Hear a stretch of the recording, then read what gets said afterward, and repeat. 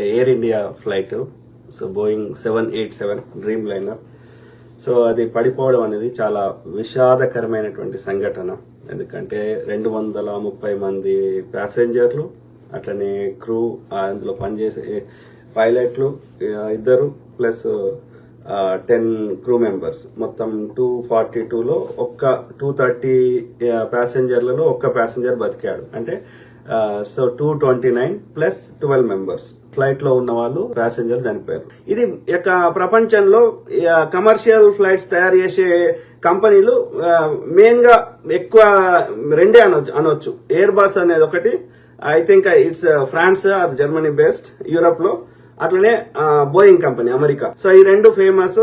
అందులో కొన్నిసార్లు టెక్నికల్ లోపాలనే ఒక్కొక్క డిజైన్ బట్టి, ఎందుకంటే దాన్ని ఇంప్రూవ్ చేసే ప్రయత్నం చేస్తాం, కానీ మన యాక్చువల్ యొక్క యూసేజ్ వచ్చే వరకు ఎక్కడో చోట అది కొన్ని ఫెయిల్ అవుతాయి. కానీ ఈ పర్టికులర్ 787 డ్రీమ్ లైనర్ అనేది 2011 లేదా అరౌండ్ 2011లో ఇంట్రడ్యూస్ కాబడ్డది. దాదాపు 13 to 14 ఇయర్స్ నుంచి కంటిన్యూస్ గా ఈ డ్రీమ్ లైనర్ వాడుతున్నారు. కాబట్టి ఎక్స్పర్ట్స్ ఏమంటున్నారంటే ఆ ఇంజన్ లో లోపం ఉండి, విమానంలో లోపం ఉండే అవకాశం ఎట్టి పరిస్థితులలో ఈ డ్రీమ్ లైనర్ 787 కి లేదు అనేది ఎక్స్పర్ట్ చెప్తున్న మాట. వాళ్ళు కాన్ఫిగరేషన్ చేసినప్పుడే కాన్ఫిగరేషన్ తప్పు చేస్తే, ఆ యొక్క సెట్టింగ్స్ తప్పు చేస్తే, అది స్టార్టింగ్ లోనే నీకు వార్నింగ్ ఇస్తుంది ఇద్దరు పైలట్లకి. సో అది టేక్ ఆఫ్ అయ్యే అవకాశమే ఉండదంట, గాల్లో లేవదంట. సో అంటే కాన్ఫిగరేషన్ అన్ని కరెక్ట్ ఉన్నాయి వాళ్ళు చెప్తున్నమాట. సో కాబట్టి అది లేచిన తర్వాత ఈ బరువుని అంతా ఇంకా పైకి లేపాలంటే ఇంజన్స్ తిరగాలి గట్టిగా, ఇంకా ఎక్కువ స్పీడ్ లో తిరగాలి. సో ఆ ఇంజన్స్ మరి తిరిగినప్పుడు అది ఇంకా పైకి పోతుంది. మరి అయితే ఇప్పుడు వీళ్ళు ఇండియన్ ఏవియేషన్ వాళ్ళు కానీ కొందరు ఏమంటారంటే ఆ ఇంజన్స్ ఎందుకు ఫెయిల్ అయ్యే అవకాశం ఉంది?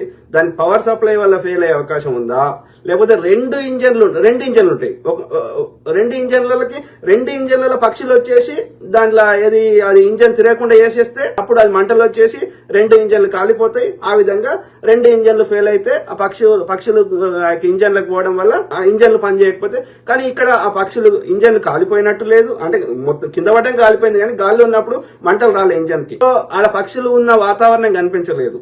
వాతావరణంలో ఎలాంటి ఎయిర్ ప్రెషర్ కి అయ్యే ఇబ్బందులు ఎక్కడ కనిపించలేదు. మధ్యాహ్నము యొక్క మంచి టెంపరేచర్ కరెక్ట్ ఉంది, ఎయిర్ కరెక్ట్ ఉంది, అన్ని కరెక్ట్ ఉన్నాయి. సో దాంట్లో ప్రాబ్లమ్స్ ఉంటే అది గాల్లోకే లేవకపోతుండే. కాబట్టి వాళ్ళు ఎక్స్పర్ట్ చెప్పేది, నేను ఆ వీడియో కూడా చూపెడతా, ఎక్స్పర్ట్ మాట్లాడింది. సో కాబట్టి ఆ ఇంజన్లలో ఎలాంటి లోపం లేదు అనేది. రెండోది ఫ్యూయల్ కంటామినేషన్, అంటే ఆ ఫ్యూయల్ ట్యాంక్ లో ఫ్యూయల్ ఎంత 125,000 లీటర్ల పెట్రోల్ నింపిండ్రు. ఓకే, సో అది కింద పడంగానే ఆ పెట్రోల్ ఏమైంది, మంట 120,000 లీటర్ల పెట్రోల్ ఒకటేసారి అంటిపెడితే ఏమవుతుంది? నేను చూసినాం కదా, అది అవుతుంది, బాంబు అవుతుంది. ఓకే, ఎక్స్ప్లోజన్ అవుతుంది ఒకటేసారి, అంత ఎక్స్ప్లోడ్ అయ్యే వరకు అది బాంబు అవుతుంది. కాబట్టి నష్టం ఎక్కువ జరుగుతుంది.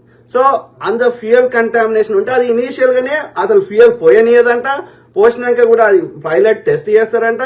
ప్లస్ అది అది టేక్ ఆఫ్ అయ్యేటప్పుడే ఆ స్ప్లటరింగ్ సౌండ్ వచ్చి ఫ్యూయల్ కంటామినేషన్ ఉందని ఆ ఇంజన్లు టేక్ ఆఫ్ అయ్యాయంట. సో కాబట్టి ఫ్యూయల్ కంటామినేషన్ కూడా లేదు అనేది వాళ్ళు చెప్తున్నమాట. సో ఇవన్నీ ఫ్యాక్టర్స్ తీసేస్తే what the option left? So ఆ ఫ్లైట్ పోతుంటే దాని కింద ఈ యొక్క ల్యాండింగ్ గేర్ అంటారు, అంటే కిందికి దిగేటప్పుడు ఏం చేస్తారంటే ఆ యొక్క వీల్స్ ని కిందికి పెట్టి, సో ఆ యొక్క ఏవైతే ల్యాండింగ్ చేయాల్సినవి పెడితే కరెక్ట్ గా ల్యాండ్ అవుతుంది అన్నట్టు. అది గాల్లోకి పైకి పోయినాక ఏం చేస్తారంటే ఆ ల్యాండింగ్ గేర్ ని అవన్నీ లోపలికి పోతాయి. మనం చూస్తాం కదా, కొంచెం ఎత్తుకు పోయినాక ఈ వీల్స్ అన్ని లోపలికి పోతాయి. సో అది చేయలేదు. అది ఈ ఫ్లైట్ కి అది 50 ఫీట్లు ఉన్న దగ్గరనే, 50 నుంచి 100 ఫీట్ల లోపలనే ఆ ల్యాండింగ్ గేర్ లోపలికి పోతుంది. పోయినాక ఆ ఫ్లాప్స్, అంటే రెక్కలకి వెనకాలకి ఇట్లుంటాయి చూడు, ఇట్లా కొట్టుకునేటి. ముందటినేమో స్లాట్ అంటారు, వెనకాల ఉండేదేమో ఫ్లాప్స్ అంటారు. ఆ ఫ్లాప్స్ అనేది దూరం, పిక్చర్ క్లారిటీ లేదు కాబట్టి సో వాళ్ళు దూరం నుంచి చెప్పలేకపోతారు, కానీ వాళ్ళు గెస్ చేస్తున్న ప్రకారం ఆ ఫ్లాప్స్ అనేవి ఎక్స్టెండ్ చేయాలంట. ఓకే, సో అది సెట్టింగ్ చేంజ్ చేస్తేనే అది ఈజీ అవుతుంది, లేకపోతే అది డ్రాగ్ అవుతుంది. సో అంటే డ్రాగ్ అంటే ఇంకా ఎక్కువ కిందికి గుంచుతుంది గ్రావిటీ. గ్రావిటీని దాటి పైకి పోవాలి కదా. ఆ క్రమంలో ఇంత వెయిట్ ను లేపేటప్పుడు ఆ తక్కువ టైం లోపల ఎక్కువ ఎత్తులు ఉన్నది అనుకో, ఏమైనా మిస్టేక్ జరిగితే నీకు హైట్ ఉంటుంది కాబట్టి ఆ డిస్టెన్స్ లోపల వాళ్ళు మిస్టేక్స్ ని కరెక్ట్ చేసుకోవచ్చు. కానీ ఇక్కడ ఎత్తుకు చేరలేదు, 600 ఫీటే చేరింది. ఆ లోపల అది ఇంకోటి ఏంటంటే ఇంజన్స్ ఫెయిల్ అయితే, ఇంకోటి అయితే పవర్ లాస్ అయితే, అది కిందికి పడే విధానం, ఈ హెడ్ వచ్చి కింద పడుతుంది కానీ ఇట్లా కూర్చున్నట్టు పడది ఫ్లైట్ అని చెప్తున్నారు experts. So overall so most probably ఏమై ఉంటుందని చాలా మంది ఎక్స్పర్ట్ చెప్పారు. అందులో ఇంకా సీనియర్ పైలట్ కెప్టెన్ ఏమన్నాడంటే, సో మోస్ట్ ప్రాబబ్లీ ఆ ల్యాండింగ్ గేర్ అనేది లోపలికి రిట్రాక్ట్ చేయలేదు కాబట్టి అక్కడ రెండు పక్కపక్కే ఉంటాయంట. ఈ ల్యాండింగ్ గేర్ అండ్ ఈ ఫ్లాప్స్ ది, ఓకే, ఈ రెక్కలకు ఉండే వెనకాల ఉండే ఫ్లాప్స్ ది, దానికి సంబంధించిన కంట్రోల్. ఈ రెండిట్లో దీని బదులు ఆ కో పైలట్ చెప్తాడంట, ఇది ఇది ఇది కో పైలట్ అప్పు చేస్తాడంట. సో ఈయన ఏమనుకున్నాడు, ఈ మెయిన్ పైలట్, సో అది చేశాడు అనుకొని he's giving more thrust, more power. అయినప్పటికీ డ్రాగ్ లేపుతలేదు, ఎందుకంటే ఆ ఫ్లాప్స్ కంట్రోల్ అనేది రాంగ్ అయిపోయింది అనేది ఆ ఎక్స్పర్ట్ చెప్తున్నాడు. సో మోస్ట్ ప్రాబబ్లీ అయి ఉంటది. ఇది pilots miss coordination or pilot కావాలని చేయకపోవచ్చు. సో మిస్టేక్లు అయి ఉంటది అనేది ఒక వాదన. ఇంకో ఎక్స్పర్ట్ ఏంటంటే ఆ థ్రాటిల్, ఆ ఇంజన్స్ ఒక్కొక్కసారి ఫెయిల్ అవుతాయి అంటాడు. ఎందుకు ఫెయిల్ అవుతాయో నాకు తెలియదు. సో ఏమంటున్నాడు ఈయన, గ్రెగ్ హేమ్స్ అనేట ఆయన, I'm thinking at take off the flops were correct. అంటే అది ఫ్లాప్స్ ఇన్కరెక్ట్ ఉంటే అది గాల్లోకి లేవకపోతుండే, కాబట్టి అది గాల్లోకి లేచేటప్పుడు కరెక్టే ఉన్నాయి flaps. When the call was made gear up, the co pilot pulled flaps in. The pilot thought gear and we're guessing. అంటే గేర్ ని పైకి అనే బదులు, రిట్రాక్ట్ చేసే బదులు ఈ ఫ్లాప్స్ ని రాంగ్ కంట్రోల్ చేసిండు అనేది ఆ గ్రెగ్ హేమ్స్ అని చెప్తున్నాడు. Slots were extended, flops appeared to be at 5-degree angle or possibly retracted. Gear down. The rat అంటే అది యొక్క ఎమర్జెన్సీ కోసం వాడేది అన్నట్టు. అంటే ఇంజన్స్ ఫెయిల్ అయినాయి, ఏం చేయనప్పుడు ఆ యొక్క ఏమంటారు బ్యాటరీ పవర్ లాంటిది ఉంటుంది మెయిన్ కంట్రోల్ చేయడానికి. ఓకే, సో ఇంకోటి ఏంటంటే రెండు ఇంజన్లు ఒకటేసారి ఫెయిల్ అయ్యే అవకాశం ఉండదంట. ఓకే, ఒక్క ఇంజన్ తోటి అయినా మనం నడపొచ్చు అంట. కాబట్టి రెండు ఇంజన్లు ఒకటేసారి ఎట్లా ఫెయిల్ అవుతాయి? ఏ బర్డ్స్ లేవు, ఎక్కడేం లేవు. అది ఢిల్లీ నుంచి అహ్మదాబాద్కి వచ్చింది. సో అలా టెక్నికల్ సమస్యలు ఉంటే అహ్మదాబాద్ కూడా రాకపోతుండే కదా, ఢిల్లీనే ఏదో అవుతుండే కదా. సో కాబట్టి so gear down, RAT deployed, really weird configuration అని ఆడమ్ అనే ఒక ఎక్స్పర్ట్ చెప్తున్నాడు. ఇంకో ఎక్స్పర్ట్ ఏమంటున్నాడంటే, have continuous training around this to make us aware of how human factors affect our job. At this point, it's anyone guess if this is a maintenance error, pilot error, system failure or multiple bird strikes. So మనం ఇంతకుముందు మాట్లాడినాం, ఇవి system failure, multiple birds, ఇది pilot error, so maintenance error. So మిగతా మూడు అయితే okay, అది గాల్లకే లేవకపోతుండే అనేది ఎక్స్పర్ట్ చెప్తున్నమాట. So most probably pilot error అయి ఉంటుంది. So my guess right now is loss of lift, either due to flaps set improperly after takeoff of a reduction in thrust due to some reason. Okay, అర్థమైందా? As a captain of heavy transport category aircraft, I am familiar with cases where an auto throttle system rolls back both engines to idle thrust immediately after takeoff. అది నిజమైతే immediate గా ఆ engines యొక్క దాని of అయితే అంటే ప్రతి flight కావాలి కదా. So I believe in this. In several cases with heavy aircraft, this phenomenon has nearly resulted in impact with terrain. So if that is the case, every flight ఒక్క flight కూడా లేవది.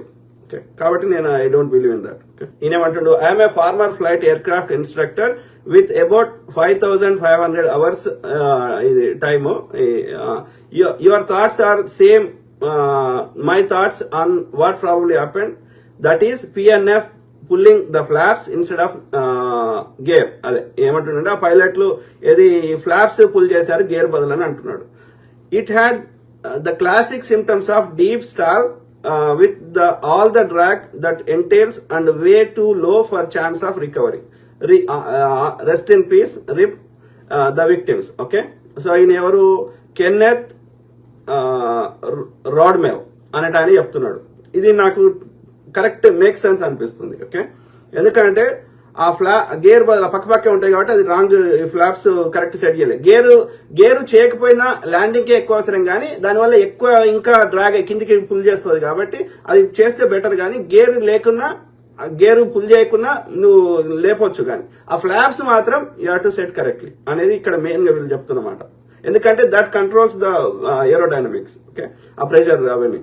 So it had the classic symptoms of deep stall. ఇది deep stall అనేది ఏంటి అంటే, ఇప్పుడు ఆయన ఒక ఆయన బతికిండు కదా విశ్వాస్ కుమార్ అంటే ఆయన కూడా చెప్తున్నాడు. అంటే ఏమంటుండు ఆయన విశ్వాస్ కుమార్ అంటే ఆయన, ఏమైంది అంటే కొంచెం లేచినాక ఇట్లా ఆగినట్టు అయింది గాలిలా అంటున్నాడు. ఈయనేమంటున్నాడు, డీప్ స్టాల్ అంటున్నాడు.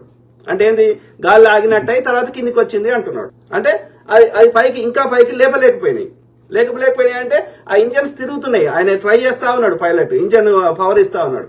కానీ ఈ ఫ్లాప్స్ సెట్టింగ్ వల్ల అయి ఉంటది అనేది ఇక్కడ ఎక్స్పర్ట్ చెప్తున్న మాట. Okay, with all the drag that entails and the way two లో ఫర్ ఛాన్స్ ఆఫ్ రికవరీ. ఎందుకంటే అది చాలా కిందికి ఉంది కాబట్టి, 600 feet ఉంది కాబట్టి, ఎత్తులో ఉందనుకో ఏదైనా తప్పు చేసినా కానీ వాళ్ళు మళ్ళీ కంట్రోల్ సెట్ చేస్తే మళ్ళీ ఇంకా పైకి కొంచెం కిందికి వచ్చినా కానీ మళ్ళీ పైకి లేపొచ్చు. కానీ ఇక్కడ ఆ పరిస్థితి లేదు, ఎందుకంటే భూమికి దగ్గర ఉంది, ఇంకా ఎత్తుకుపోలేదు. కాబట్టి అక్కడ ఈ పైలట్ మోస్ట్ ప్రాబబ్లీ ఈ రాంగ్ కంట్రోల్ వాడిండు అనేది ఈ ఎక్స్పర్ట్ల యొక్క అంచనా. ఓకే.